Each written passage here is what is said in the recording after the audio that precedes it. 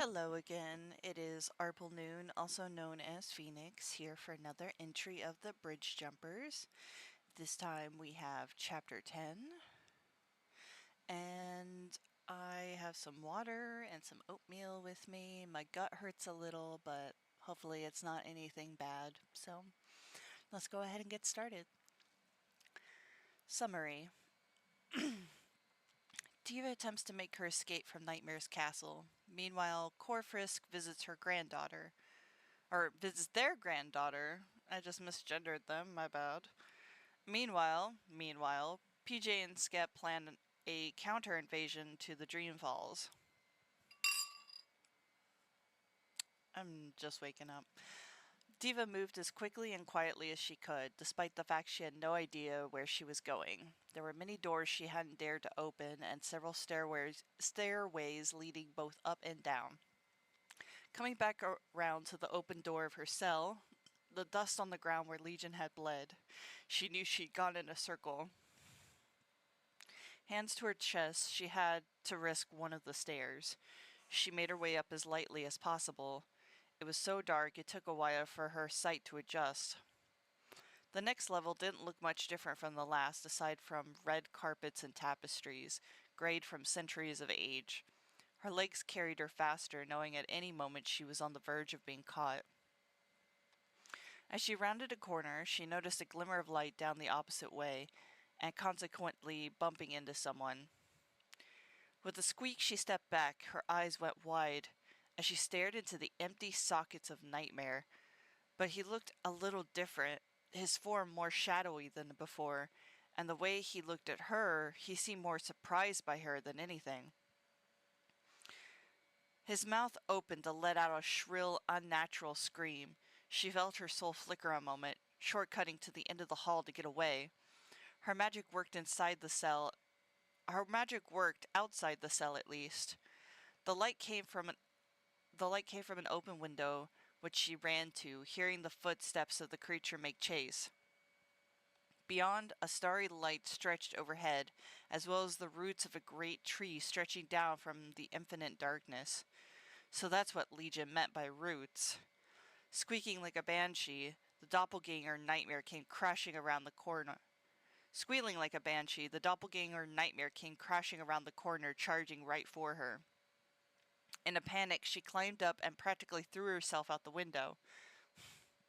Summoning a geode blaster, she barely caught the horn before falling to her death. The blaster helped throw her up so she could get on top of it. She looked up as another shrill scream filled her ears. "Come on, let's go," she said to the blaster, holding tight as it flew off. She commanded it to land down where the roots reached the ground. The sound of metal arms rang out across the castle. Metal alarms? Okay. As her feet touched the ground and the blaster disappeared, Diva looked up again. Her gaze was met with that of 3 sets of glowing red eyes and the unmistakable circular red soul of Killer.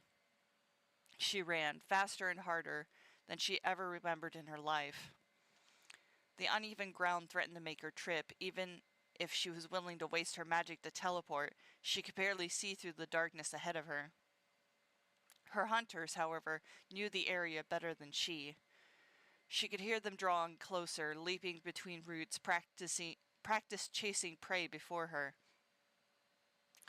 She had just caught the glimpse of horror as he came down at her, an axe in hand.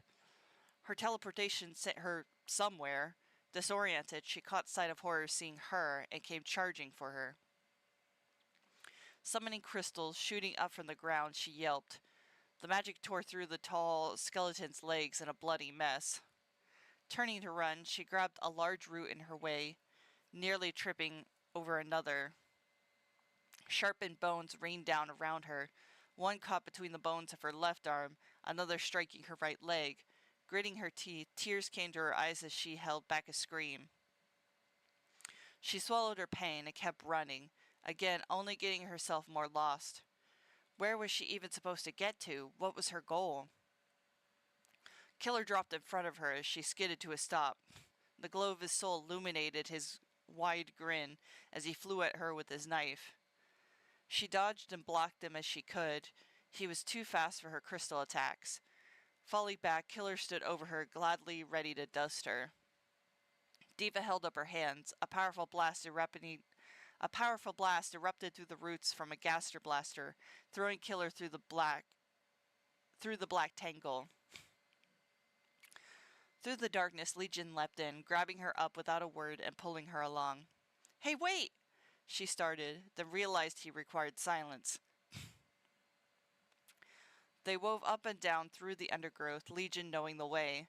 However, the pain in her leg finally gave and she fell, wind knocking out of her. Legion stopped, picked her up, and shortcutted deeper into the darkness. The glow of his eyes, the only light in view. She held tight to his jacket, bones shaking. When he went to make her stand, she sucked in a breath through her teeth. "Are you hurt?" he asked. "Yeah, my leg." "Here," he said, producing something and holding it to her mouth. She took it and ate a barbecue pork bun? In any case, it healed her enough to stand. "Diva, listen. I'm going to give you my jumper code to get to the OT, but you have to make it look like you took it by stabbing me." "What? Are you crazy? I can't just stab you." He gripped her hands tightly. "Yes, you can. It's the only way you're going to get out of here safely." "No, no!" She shook her head. If he was really rescuing her, she wouldn't. If he really was rescuing her, she couldn't leave him behind. Legion, come with me. We could both go to the OT." "I can't. My code is blocked." "Mine isn't. I could open it for both of us." He looked away, eyes darting in thought. "I can't. If Nightmare knew, he'd hunt us both. Besides, you were right. I don't deserve to be free. But what I can do is stay under Nightmare's nose and help your brother." Tears fell down her cheeks as she shook her head again. "Jerk, I didn't mean it. Please, I don't want to lose you. You're my best friend." "I'm sorry." He hung his head and transferred the code to her through their hands. "You have to make it convincing." I won't." Sorry, my sinuses. He produced a sharpened bone, shoving it into her hand. "Diva, we don't have time. If he catches us, we're both dead." Still, she protested, trying to let go of the bone. A loud smack. Her head turned away as her cheek burned. Diva couldn't believe it. He slapped her. Their eyes met in a storm of emotions, shock, betrayal, anger, but she knew why he'd done it, and she knew he was right. It was the only way. Their eyes met in a storm of Her grip tightened on the bone, eyes squinting. Building up her strength, she roared and thrust the spike into his chest. Ribs snapping, the spike dissolved. Legion grabbed onto her as his knees buckled. Both fell, Diva wrapping her arms around him. "I'm sorry, oh stars, I'm sorry," she said, helping him to lay back. "Damn, you hit hard," Legion grunted, though, through a smirk. His eyes looked up as she heard the stomp of the others. "Gotta go, now," he whispered. She gritted her teeth, her soul aching. Holding his hands tightly one last time, she turned and opened the portal for herself. He called her one more time and turned to see him smile. "You're my best friend, too."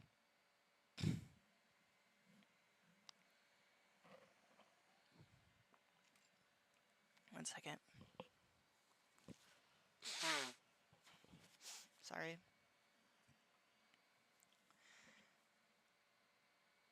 It has been a pretty difficult day for Frisk. Ever since Shattered attacked the hospital, the heart of the city, everyone was afraid and confused. Frisk did their best to tell them it wasn't Dream who did this, that it was a new AU, an evil Dream, that he won't be returning to the OT. It was the best they could do for now. After speaking to Skep, Frisk went to visit their granddaughter, Poppy. It only felt like yesterday since she'd become an adult and started living on her own. After everything that had happened, Frisk wanted to make sure she was alright, even though they already knew Poppy would feel better just with them being there. The smell of fresh baked cookies filled them with determination. They announced themselves at the front door before Poppy came to greet them. Grandpa, oh Grandpa, how are you doing?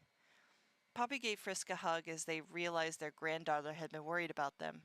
I'm all right, but I'm worried too. Just worried about what will happen next. Just in time, Poppy's phone buzzed. The TV turned on by itself. Every screen in the OT across the multiverse switched on by command of the emergency announcement system from the Dreamfalls. Nightmare could be seen standing in the throne hall by everyone in the multiverse. Attention, all my subjects. I, Nightmare, do beseech you pardon me. Recently, my dearest brother Dream saw fit to repent for all the ills labored against me these past 500 years. As such, it is my gracious self to take upon the charge and kindly government of these worlds. He raises his hands, acting as if it wasn't what he wanted, but anyone with a sound mind could see through his lies. I cannot tell if to depart in silence or bitterly to speak in reproof, though by way of bearing the golden yoke of sovereignty which fondly he would here impose on me. If I were to refuse, it would reprimand his act of faith and love in me, and so, by his pleasing, tomorrow I shall be crowned Nightmare, King of the Dreamfalls. Poppy looked to Frisk worried, her expression seeking answers. With a gentle smile, Frisk pat her head. Don't worry, he's nothing more than a big bully. The Star Sanses will take care of him. Poppy relaxed. With a wave of Frisk's hand, the feed cut short all across the OT. How are the cookies coming along? Frisk asked.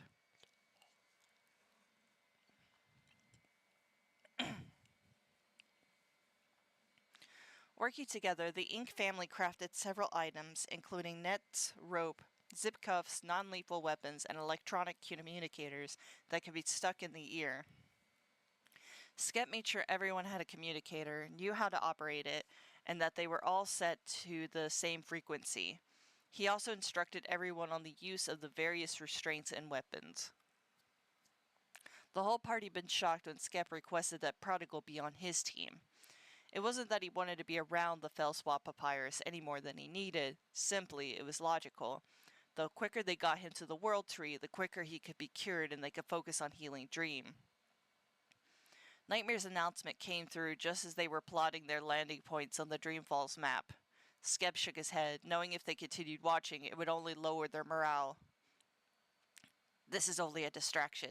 He's sending fear through the multiverse to increase his strength. We need to get moving. Paper Jam nodded.